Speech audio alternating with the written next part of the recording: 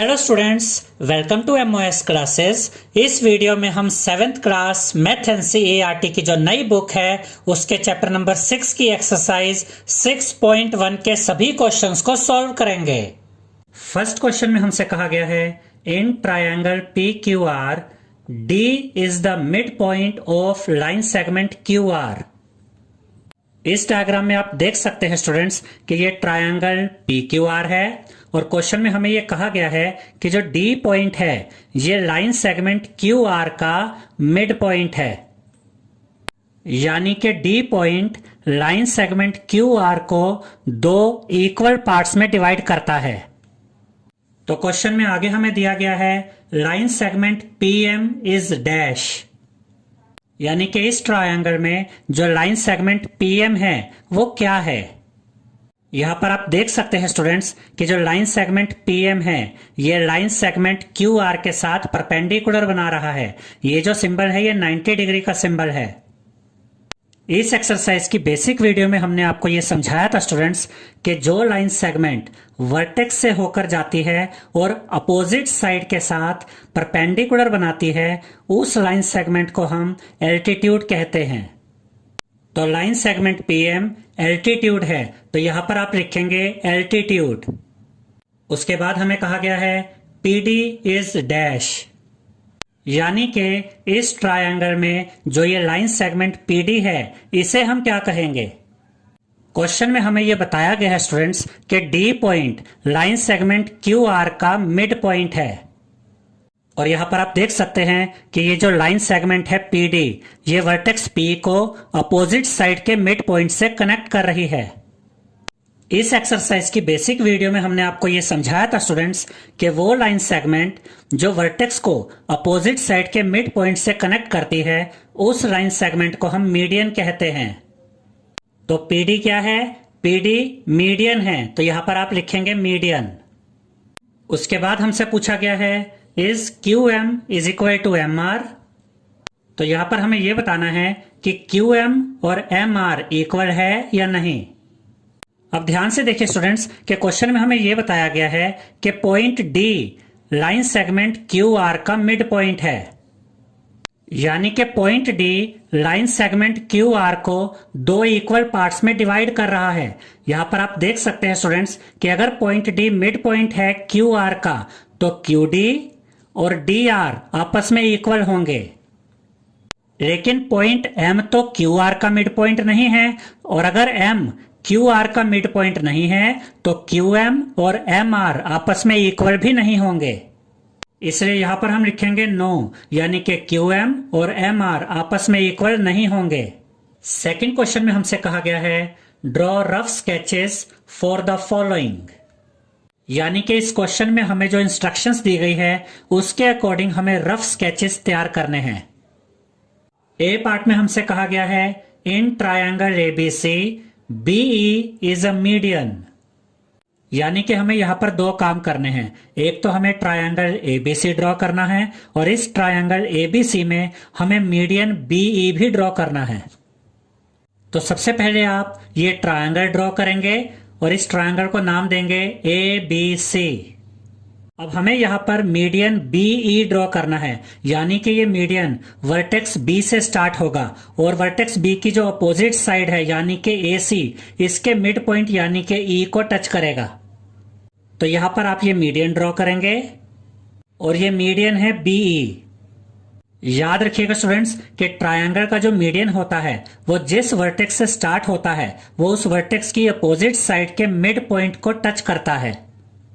B part में हमसे कहा गया है in triangle P Q and P R altitudes of the triangle. याद रखिएगा स्टूडेंट्स कि अगर आपको एक ऐसा ट्रायंगल ड्रॉ करना है जिसमें दो एल्टीट्यूड्स आपको दिए गए हैं तो इसका यह मतलब होता है कि वो ट्रायंगल राइट एंगल ट्रायंगल होगा। तो यहां पर हम ये राइट एंगल ट्रायंगल ड्रॉ करेंगे और यहां पर हम लिखेंगे P।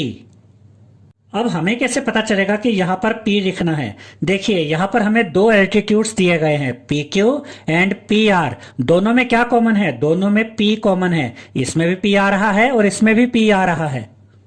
तो P हम यहां पर लिखेंगे, यहां पर हम Q लिखेंगे और यहां पर हम R लिखेंगे।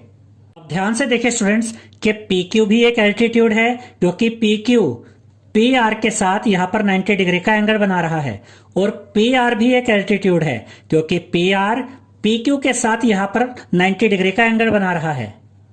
यानी कि PQ एंड PR ये दोनों ही एल्टीट्यूड्स हैं। एक बात यहां पर और याद रखिएगा स्टूडेंट्स कि P तो यहीं पर आएगा, Q को चाहे तो आप यहां पर भी रख सकते हैं और R को अगर आप चाहे तो यहां पर रख सकते हैं। उस केस में भी PQ और PR एल्टीट्यूड्स ही होंगे। C पार्ट में हमसे कहा गया है in triangle XYZ YL is an altitude in the exterior of the triangle। इसका यह मतलब है स्टूडेंट्स कि यहां पर हमें दो काम करने हैं। एक तो हमें ट्रायंगल XYZ ड्रॉ करना है और उसके बाद हमें एल्टीट्यूड YL भी ड्रॉ करना है। और ये जो एल्टीट्यूड होगा YL, ये एल्टीट्यूड ट्रायंगल के अंदर की तरफ नहीं होगा, बल्कि ट्रायंगल के बाहर होगा, ट्रायंगल के एक्सटीरियर में होगा।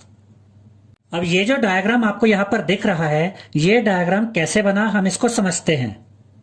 नॉर्मली जो एल्टीट्यूड होता है वो ट्रायंगल के अंदर की तरफ बनता है। देखिए स्टूडेंट्स, हम एक ट्रायंगल ड्रॉ करते हैं।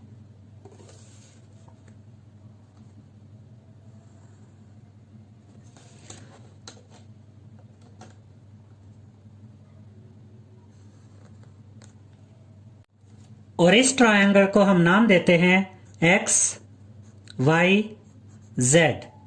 और इसमें अगर हम YL एल्टीट्यूड बनाएंगे तो वो ऐसे बनेगा। अब यहां पर आप देख सकते हैं कि ट्रायंगल XYZ में YL एल्टीट्यूड है, लेकिन जो एल्टीट्यूड है YL ये ट्रायंगल के इंटीरियर में है, यानी कि ट्रायंगल के अंदर है।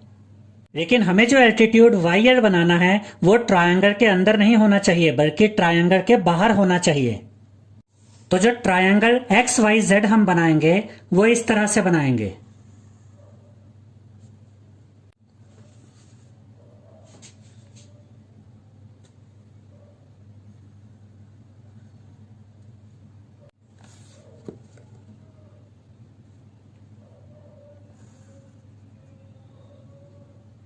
तो ये ट्रायंगल हमने बना लिया है और इसको हम नाम देते हैं XYZ।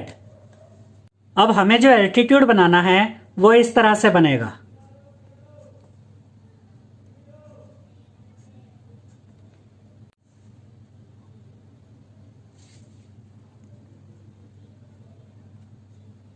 अब देखिए स्टूडेंट्स कि यहां पर ये एल्टीट्यूड बनेगा YL और यहां पर ये 90 डिग्री का सिंबल आएगा।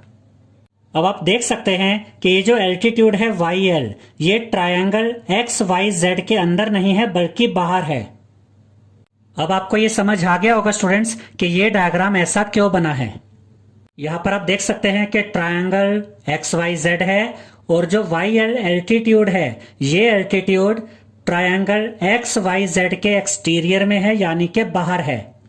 थर्ड क्वेश्चन में हमसे कहा गया है verify bye drawing a diagram if the median and altitude of an isosceles triangle can be same।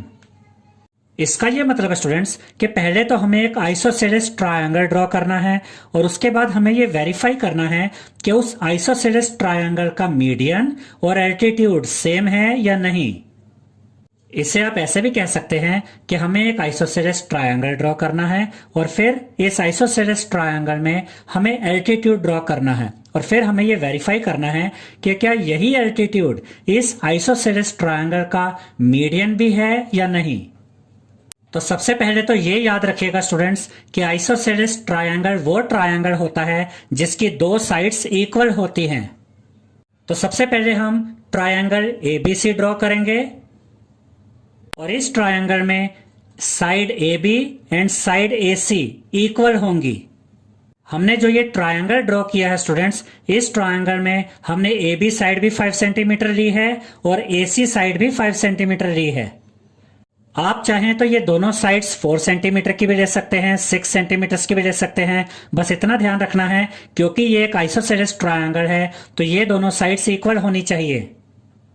और हमने ये सेम सिंबल के द्वारा ये भी दिखा दिया है कि ये दोनों साइड्स इक्वल हैं।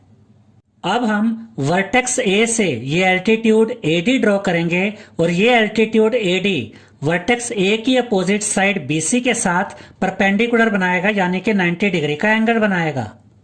अब हम ये चेक करेंगे कि क्या ये एल्टीट्यूड AD इस आइसोसेलेस ट्रायंगल ABC का मीडियन भी है या नहीं। इस एक्सरसाइज की बेसिक वीडियो में हमने आपको ये समझाया था स्टूडेंट्स कि मीडियन एक लाइन सेगमेंट होती है जो वर्टेक्स को उसकी अपोजिट साइड के मिड पॉइंट के साथ कनेक्ट करती है। और जब आप BD और DC की मेजरमेंट को चेक करेंगे तो आपको पता चलेगा कि BD और DC आपस में इक्वल हैं। इसका मतलब ये होगा कि D BC का मिड पॉइंट है, और क्योंकि D BC का मिड पॉइंट है इसलिए AD क्या होगा, AD मीडियन होगा। और यहां पर हमने सेम सिंबल के द्वारा यह भी दिखाया है कि BD और DC आपस में इक्वल हैं। तो इसके सॉल्यूशन में यहां पर आप लिखेंगे AD इज द एल्टीट्यूड, यानी कि AD एक एल्टीट्यूड है क्योंकि AD BC के साथ परपेंडिकुलर बना रहा है, 90 डिग्री का एंगल बना रहा है। और जब आप BD और DC की मेजरमेंट चेक करेंगे तो आपको यह पता चलेगा कि BD और DC इक्वल हैं। तो यहां पर आप लिखेंगे BD is equal to DC, और उसके बाद हम लिखेंगे AD इज मीडियन ऑल्सो। इसका यह मतलब है स्टूडेंट्स, क्योंकि BD और DC इक्वल है तो जो AD होगा वो मीडियन भी होगा, यानी कि AD इस आइसोसेलेस ट्रायंगल का एल्टीट्यूड भी है और AD इस आइसोसेलेस ट्रायंगल का मीडियन भी है। आई होप स्टूडेंट्स आपको हमारा ये वीडियो पसंद आया होगा। अगर आपको हमारा ये वीडियो पसंद आया है तो इसे लाइक, शेयर और सब्सक्राइब कीजिए। Thank you.